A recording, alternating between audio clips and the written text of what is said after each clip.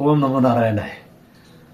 प्रिय जिज्ञासुजन, कल की वीडियो में मैंने सूक्ष्म रूप से बताया था कि आर्ष ग्रंथों का अध्ययन करने से पहले किसी प्रक्रिया ग्रंथ का स्वाध्याय किया जाए। आज की वीडियो में मैं बताना चाहूँगा कि हमारे वेदों और शास्त्रों में प्रत्येक प्राणी के अंतःकरण के 3 बड़े प्रधान दोष बताए गए हैं। एक है मल, पाप, कसावत, और दूसरा है विक्षेप, चंचलता, हलचल, और तीसरा है आवरण, हयाब यानी कि पर्दा। इन तीनों प्रधान दोषों की निवृत्ति के लिए प्राणी कभी मंदिर, कभी मस्जिद, कभी गुरुद्वारा, कभी चर्च, कभी किसी का सहारा ले रहा, कभी किताबों का, कभी ग्रंथों का सहारा, लेकिन फिर भी वो दीन का दीन ही रहता है। क्यों? क्योंकि हमारे वेदों में इन तीनों दोषों की निवृत्ति के लिए बताया गया है कि मल, पाप, कसावत की निवृत्ति केवल कर्मकांड से होती है। क्योंकि हमारे इस अंतःकरण के ऊपर जन्म जन्मांतरों की जो मैल जमी हुई है, पाप हुई है, वो केवल कर्मकांड से दूर होती है। और दूसरा जो आवरण है, विक्षेप, चंचलता, हलचल, वो उपासना साथ में अपने समीप बैठ करके विचार करना। और तीसरा जो आवरण है या पर्दे की निवृत्ति हो, केवल वो ब्रह्म ज्ञान से होती है।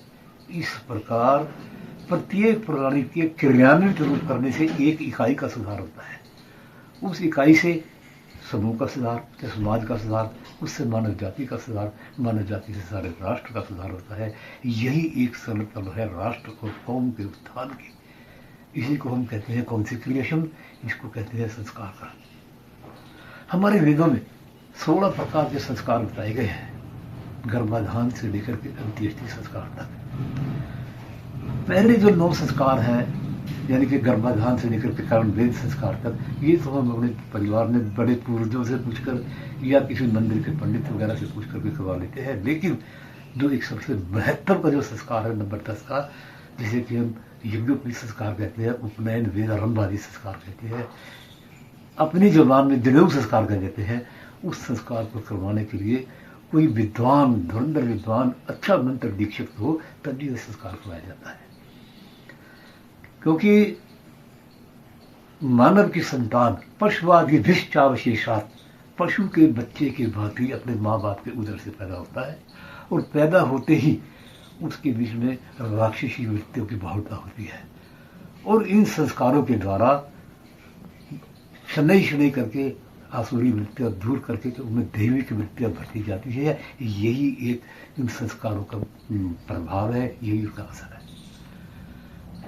जब बालक यदि अपना उपनयन, वेदारंभ आदि संस्कार करवाने के बाद 24 घंटे में से केवल 1 घंटा मंत्र दीक्षक के पास बैठ करके अपने शास्त्रों का अध्ययन करे और उनको क्रियान्वित रूप करे, तो बड़ा होकर के वो अपने परिवार का तो भला करे ही करेगा, लेकिन समाज का भी और सारे राष्ट्र और कौम का भी उत्थान करेगा। ये है इन संस्कारों का प्रभाव। ब्रह्म तस्मादि। ओम शांति शांति शांति।